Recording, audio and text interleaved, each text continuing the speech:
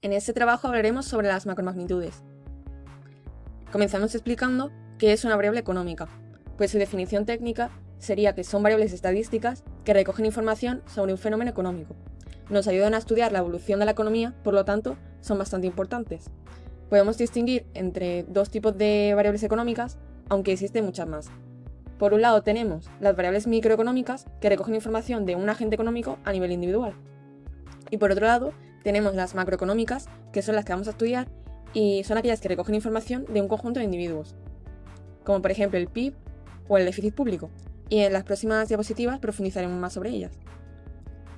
Ahora vamos con el Producto Interior Bruto, el PIB, que es un indicador económico que refleja el valor monetario de todos los bienes y servicios finales producidos por un territorio en un determinado periodo de tiempo. ¿Para qué sirve? Pues se utiliza para medir la riqueza que genera un país. ¿Y cómo se calcula? Pues su cálculo es bastante complejo, ya que mide la producción total de bienes y servicios de un país. Su cálculo sería la suma de consumo, inversión, gasto público, exportaciones, menos las importaciones. Una vez hecho el cálculo, debemos interpretar los resultados.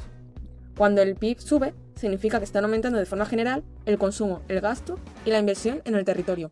Aquí tenemos el ejemplo de China, que en 2020 ha aumentado su PIB en un 5,9%. En cambio, cuando el PIB disminuye, disminuyen el consumo y los beneficios de las empresas. Aquí tenemos el ejemplo de Argentina, que ha disminuido su PIB en un 1,3%. Ahora comenzamos a explicar qué es la inflación. Cuando oímos hablar de que ha habido una inflación, significa que los precios han subido o se han inflado, de ahí su nombre. Es un fenómeno que ocurre en casi todos los países y, de hecho, el principal objetivo del Banco Central Europeo es conseguir la estabilidad de precios manteniendo una inflación del 2% anual. ¿Y cuáles son las causas de la inflación? Pues pueden ser un aumento de la demanda, o que aumenten los costes de las materias primas, o aumento de la oferta monetaria. Según el porcentaje de aumento, podríamos decir que existen los siguientes niveles. Por un lado, deflación, que es una inflación negativa, es decir, los precios bajan. Inflación moderada, cuando la subida de precios no alcanza el 10% anual. Inflación galopante, se da en el caso de que existan inflaciones desmedidas. Y por último, hiperinflación, aumentos de precios que superan el 1000% en un año y provocan graves crisis económicas. Aquí tenemos un ejemplo de cómo ha disminuido el poder adquisitivo de los consumidores debido a la inflación.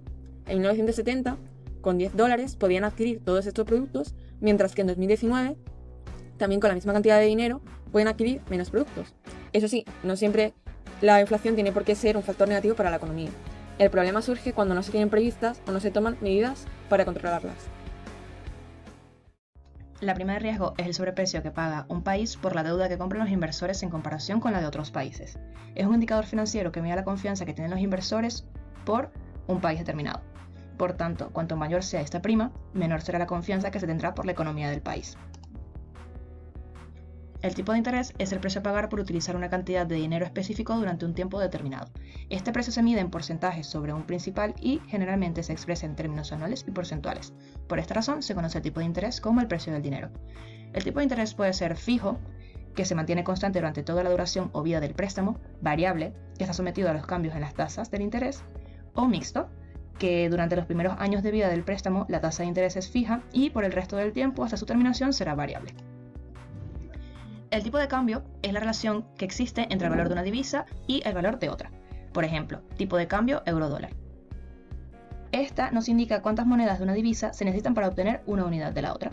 En cada momento existe un tipo de cambio que se determina por la oferta y la demanda de cada divisa, es decir, por medio del mercado de divisas.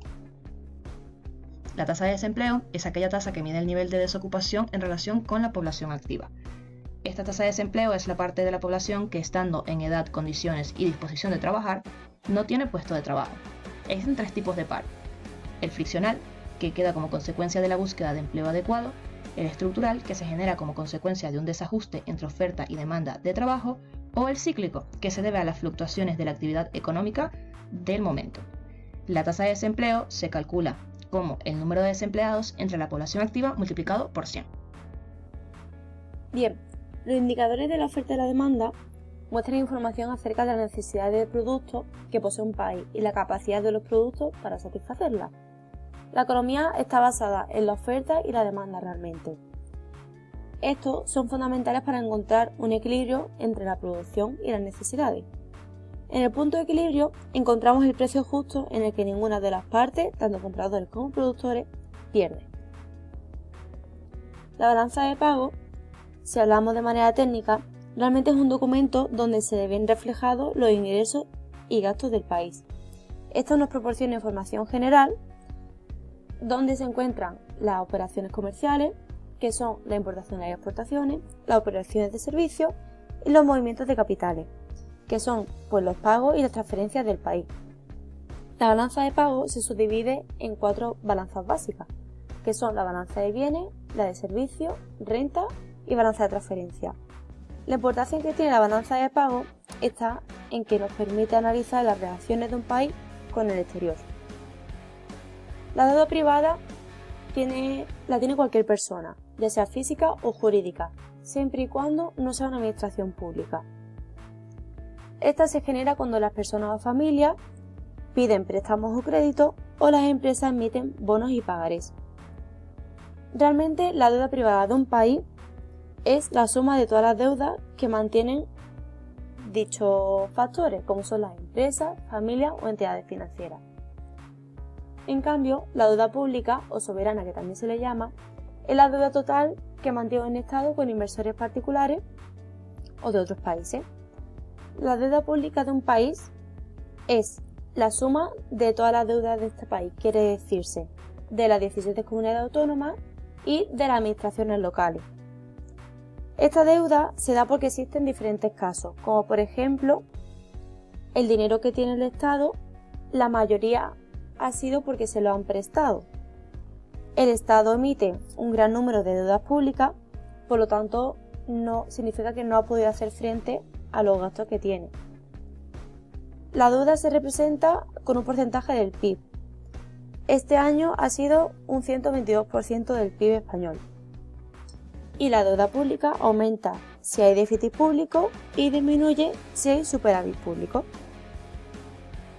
El déficit público es cuando el Estado gasta más de lo que tiene, o sea, de lo que ingresa en un periodo de tiempo que normalmente es un año. Lo contrario del déficit público es el superávit público. El Estado realmente cuando tiene déficit público necesita encontrar una fuente de financiación ajena. Esto normalmente lo hace realizando emisiones de activos financieros. Lo más común es que el Estado financie el déficit con títulos de deuda, como son letras de tesoro, las obligaciones o bonos. El tipo de interés de emisiones siempre depende de la confianza que tengan los mercados con este país.